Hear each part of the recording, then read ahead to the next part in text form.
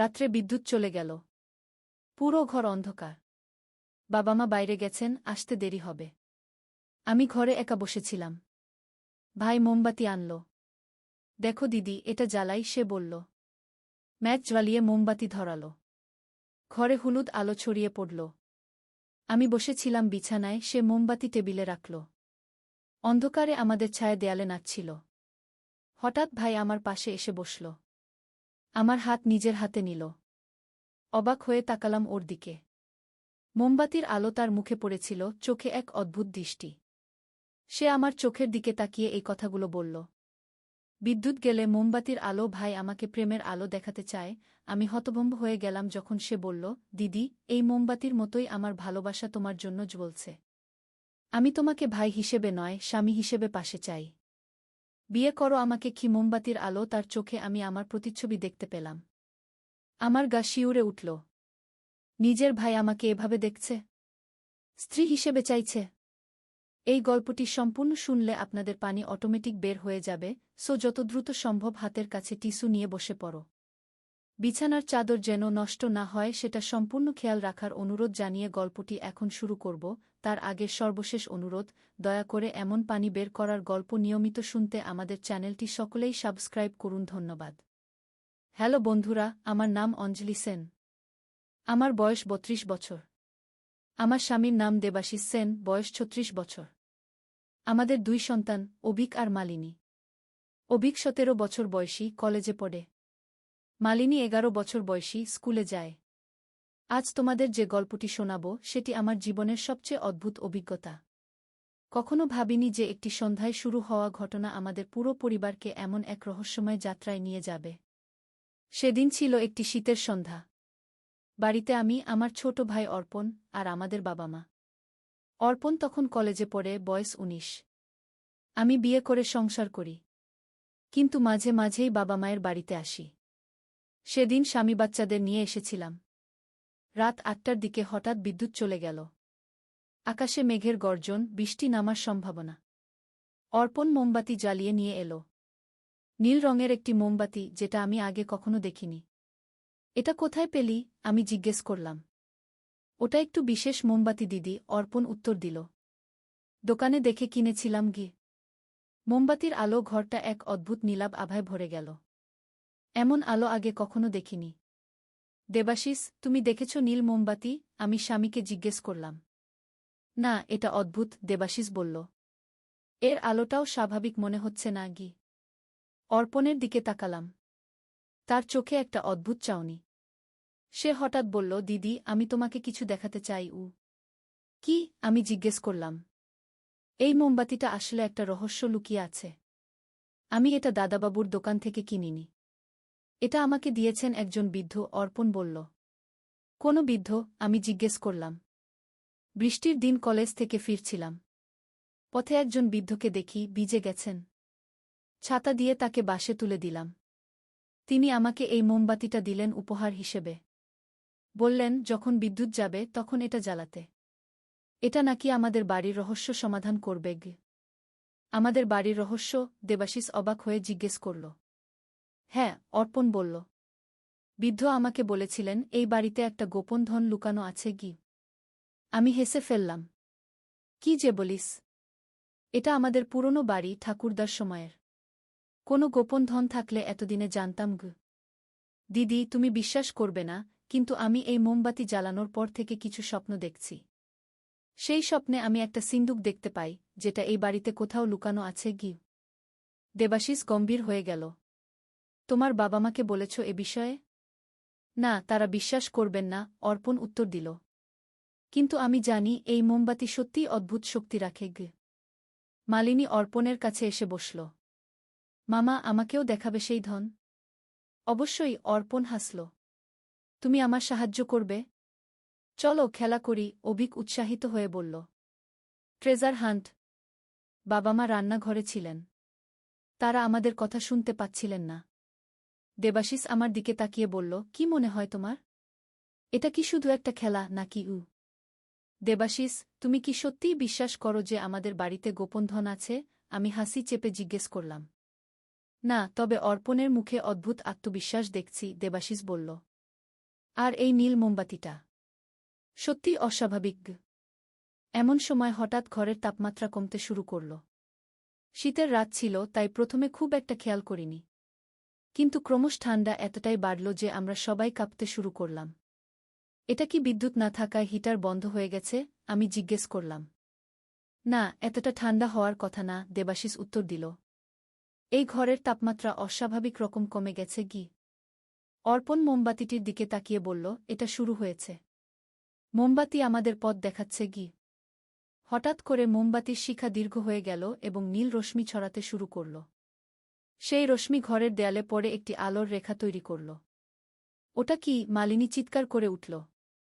আমরা সবাই অবাক হয়ে দেখলাম, দেয়ালে একটি নকশা ফুটে উঠেছে, বাড়ির একটি মানচিত্র, যেটা আমি আগে কখনো দেখিনি। এটা আমাদের বাড়ির মানচিত্র, অর্পণ উত্তেজিত হয়ে বলল। কিন্তু এটা ভিন্ন। দেখো, এখানে একটি গোপন কক্ষ দেখানো হচ্ছে, যেটা আমরা জানি না কি। মানচিত্রটিতে বাড়ির পশ্চিম দিকে একটি কক্ষ দেখানো হয়েছিল, যেটা আমাদের বাড়িতে নেই। অন্তত আমরা জানি না। এটা অসম্ভব, আমি বললাম। আমি এই বাড়িতে বড় হয়েছি। এমন কোনো ঘর নেই গ। হতে পারে, কিন্তু মানচিত্রটা দেখাচ্ছে, দেবাশিস গম্ভীরভাবে বলল। যদি সত্যি এমন কিছু থাকে গ। অর্পণ উঠে দাঁড়াল। চলো দেখি।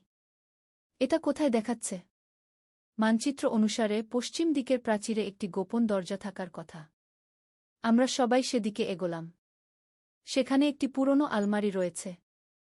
এই আলমারিটা সরাতে হবে, অর্পণ বলল। কিন্তু এটা অনেক ভারী, আমি আপত্তি জানালাম। দেবাশিস অর্পণের দিকে তাকাল। একটু দেখা যাক। তারা দুজনে মিলে আলমারিটা সরাতে চেষ্টা করল। প্রথমে নড়ল না, কিন্তু হঠাৎ করেই আলমারিটা সহজেই সরে গেল, যেন কেউ ভেতর থেকে ঠেলে দিচ্ছে।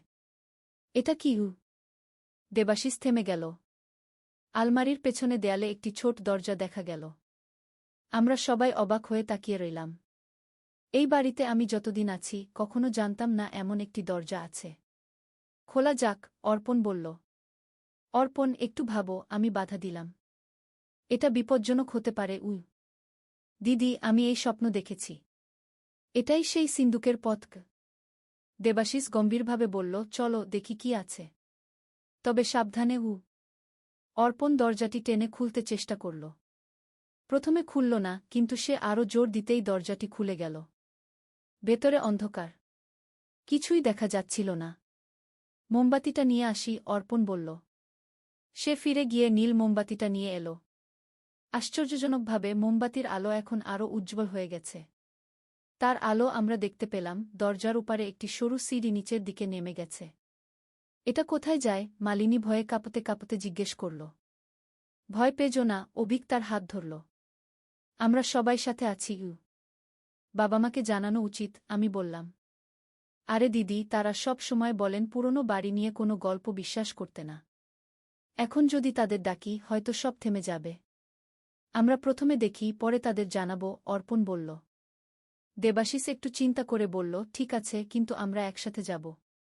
আর বাচ্চারা এখানে থাকবে? না, অভিক আপত্তি জানাল। আমিও যাব। আমিও, মালিনী বলল। দেবাশিস কঠিন স্বরে বলল, না, তোমরা এখানে অপেক্ষা করবে। এটা বিপজ্জনক হতে পারে। আমি বাচ্চাদের দিকে তাকিয়ে বললাম, তোমরা এখানে থাকো। আমরা খুব তাড়াতাড়ি ফিরে আসব। যদি কিছু অসুবিধা হয়, দাদু দিদাকে ডাকবে। তারা অনিচ্ছা সত্ত্বেও রাজি হল। আমরা তিনজন, আমি, দেবাশিস আর অর্পণ, সিঁড়ি দিয়ে নামতে শুরু করলাম। সিঁড়িটা ভেঙে পড়ার উপক্রম। খুব সাবধানে পা ফেলতে হচ্ছিল। নিচে নেমে আমরা একটি ছোট গুহার মতো জায়গায় এলাম। জায়গাটা ধুলো ভরা, মনে হচ্ছে বহু বছর কেউ এখানে আসেনি। দেখো, অর্পণ চিৎকার করে উঠল। সামনেই একটি সিন্দুক রাখা ছিল। ঠিক যেমনটি সে স্বপ্নে দেখেছিল বলে বলেছিল। এটা খুব পুরনো মনে হচ্ছে, দেবাশিস বলল সিন্দুকটি পরীক্ষা করতে করতে। সিন্দুকটির উপরে কিছু অদ্ভুত চিহ্ন খোদাই করা ছিল, যা আমি কখনো দেখিনি। এই অক্ষরগুলো কি? আমি জিজ্ঞেস করলাম। মনে হচ্ছে কোনো প্রাচীন লিপি, অর্পণ উত্তর দিল। বৃদ্ধ আমাকে বলেছিলেন, মোমবাতির আলো এটা পড়া যাবে। নীল মোমবাতিটি সিন্দুকের দিকে ধরতেই চিহ্নগুলো জ্বলজ্বল করতে শুরু করল। কিছু অক্ষর স্পষ্ট হয়ে উঠল, যা বাংলা ভাষায় লেখা ছিল। এটা পড়তে পারছ? দেবাশিস জিজ্ঞেস করল। হ্যাঁ, অর্পণ বলল। লেখা আছে, যে সত্য খুঁজে সে সত্য পায়। রক্তের সম্পর্ক নয়, আত্মার সম্পর্ক যে বুঝে সেই এই সিন্দুক খুলতে পারবে। এর মানে কি? আমি বিস্মিত হয়ে জিজ্ঞেস করলাম। আমি জানি না, অর্পণ বলল। কিন্তু এটা একটা ধাঁধা মনে হচ্ছে গি। রক্তের সম্পর্ক নয়, আত্মার সম্পর্ক। দেবাশিস চিন্তা করতে করতে বলল। এর অর্থ কি এই যে পরিবারের সদস্য হওয়াটাই যথেষ্ট নয়, আরও কিছু প্রয়োজন? হঠাৎ আমার মনে পড়ল, আমার ঠাকুরদা প্রায় বলতেন, পরিবার শুধু রক্তের সম্পর্কে নয়, ভালোবাসাতেও হয়তো এই ধাঁধার উত্তর এটাই। সিন্দুকটির সামনে একটি ছোট গর্ত ছিল। অর্পণ সেখানে মোমবাতিটি রাখল। এ কি? দেবাশিস চমকে উঠল। মোমবাতির আলো আরও উজ্জ্বল হয়ে সারা ঘর আলোকিত করে তুলল। সিন্দুকটি ধীরে ধীরে খুলতে শুরু করল। একটি অদ্ভুত শব্দ হতে লাগল, যেন বহু বছর পর কেউ একটি দরজা খুলছে। এটা সত্যিই খুলছে, আমি বিস্মিত হয়ে বললাম। সিন্দুক সম্পূর্ণ খুলে গেলে আমরা ভেতরে দেখলাম একটি ছোট বাক্স, পুরনো কাগজপত্র আর কিছু অলংকার। অর্পণ একটি চামড়ার বাঁধানো পুরনো খাতা বের করল। এটা একটি ডায়েরি মনে হচ্ছে গি। দেবাশিস অলংকারগুলো পরীক্ষা করছিল। এগুলো সোনার এবং অনেক পুরনো। আমি পুরনো কাগজগুলো দেখতে নিলাম। এগুলো জমিজমার দলিল মনে হচ্ছে, খুব পুরনো। অর্পণ ডায়েরিটি খুলে পড়তে শুরু করল। দিদি, এটা আমাদের পূর্বপুরুষের ডায়েরি। ইংরেজ আমলের সময়কার। কি লেখা আছে? দেবাশিস জিজ্ঞেস করল। এখানে লেখা আছে, আমাদের ঠাকুরদা ব্রিটিশদের বিরুদ্ধে লড়াই করেছিলেন। তিনি একজন বিপ্লবী ছিলেন। আর এই সম্পদ তিনি স্বাধীনতা আন্দোলনের জন্য জমা করেছিলেন। অর্পণ উত্তেজিত হয়ে বলল। আমি কাগজগুলো ঘাঁটতে ঘাঁটতে একটি মানচিত্র পেলাম। এটা কিসের মানচিত্র? দেবাশিস আমার পাশে এসে দেখল। এটা মনে হয় আরও সম্পদের খোঁজ দেয়। এখানে কিছু স্থান চিহ্নিত করা আছে। অর্পণ আরও পড়তে লাগল। আমাদের পূর্বপুরুষ লিখেছেন, তিনি এই সম্পদ লুকিয়ে রেখেছিলেন কারণ ব্রিটিশরা তাকে সন্দেহ করত। তিনি চেয়েছিলেন কেবল তার বংশের সেই সদস্যই এই সম্পদ পাবে, যে সত্যিকারের দেশপ্রেমী হবে এবং সঠিক পথে এর ব্যবহার করবে। এটা অবিশ্বাস্য, দেবাশিস বিস্মিত হয়ে বলল।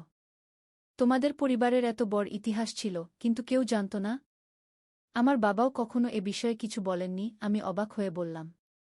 অর্পণ আরও পড়তে থাকল। এখানে একটা চাবির কথা লেখা আছে, যেটা দিয়ে আরেকটি গুপ্ত জায়গা খোলা যাবে। সেখানে আরও সম্পদ লুকানো আছে। চাবি? আমি জিজ্ঞেস করলাম। কোথায় সেই চাবি? অর্পণ সিন্দুকের ভেতরে আরও ভালো করে তাকাল। এখানে কোনো চাবি নেই। দেবাশিস চিন্তা করে বলল, মনে হয় চাবিটা আলাদাভাবে লুকানো আছে। ডায়েরিতে কি কোনো ইঙ্গিত আছে? অর্পণ পাতা উল্টাতে থাকল। আছে।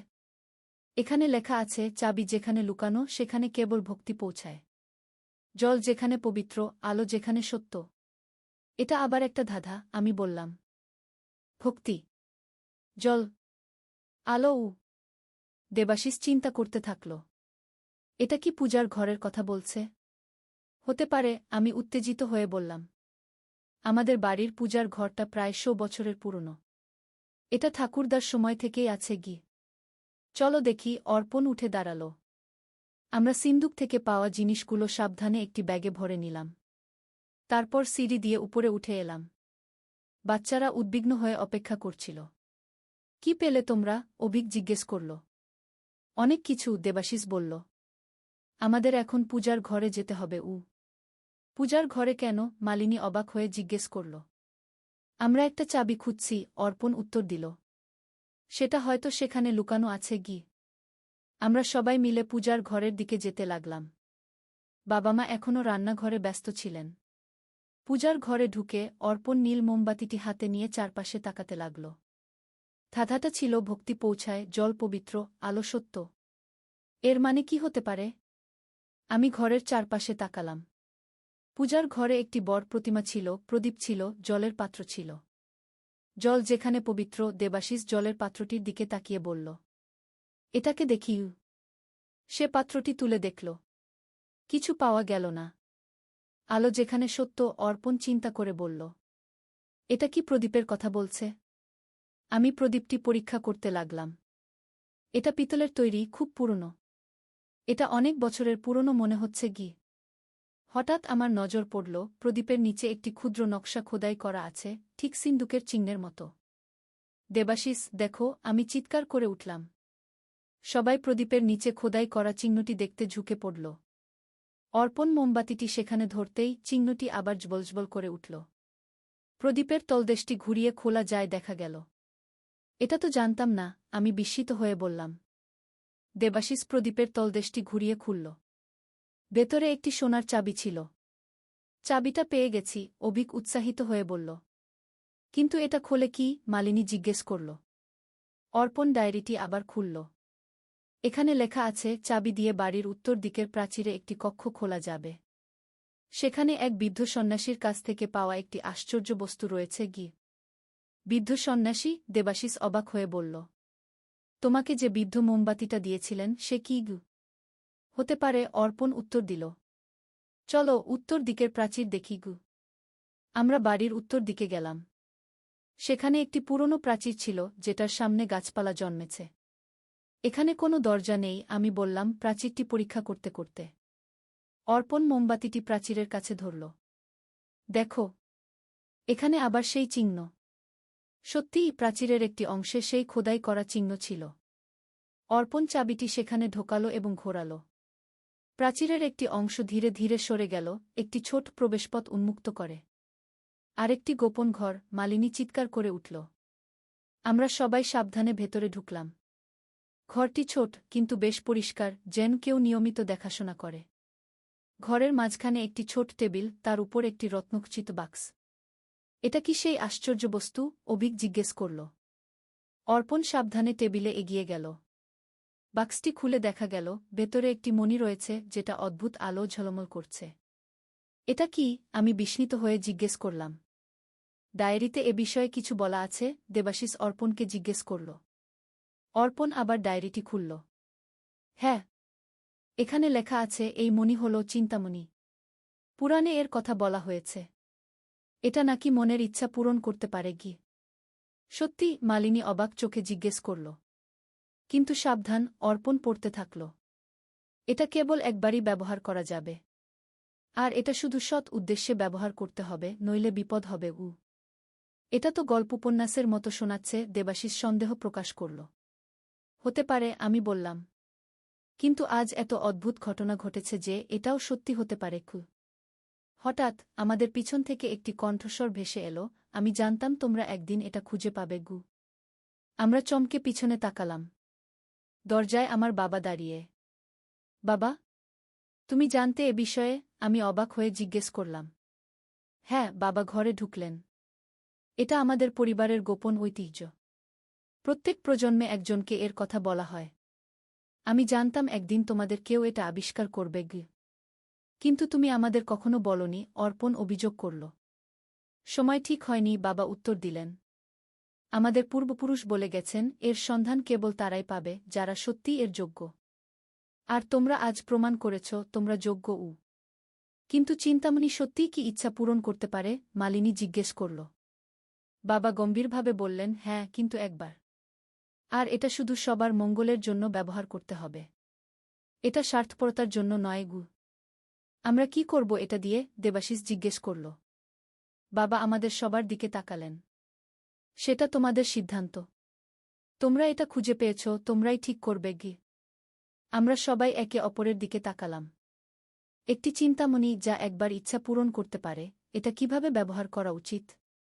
অর্পণ মণিটির দিকে তাকিয়ে বলল, ডায়েরিতে আরও কিছু লেখা আছে। আমাদের পূর্বপুরুষ লিখেছেন, তিনি এই মণি ব্যবহার করেননি, কারণ তিনি চেয়েছিলেন তার উত্তরাধিকারীরা এটা ব্যবহার করুক যখন সত্যিই প্রয়োজন হবে গু। কিন্তু আমাদের প্রয়োজন কি? আমি চিন্তা করতে লাগলাম। আমি একটা ধারণা পেয়েছি, অভিক বলল। আমাদের এলাকায় গত বছর খরা হয়েছিল। অনেক পরিবার কষ্টে আছে। আমরা কি এটা দিয়ে সেই সমস্যা সমাধান করতে পারি? সবাই নীরব হয়ে গেল।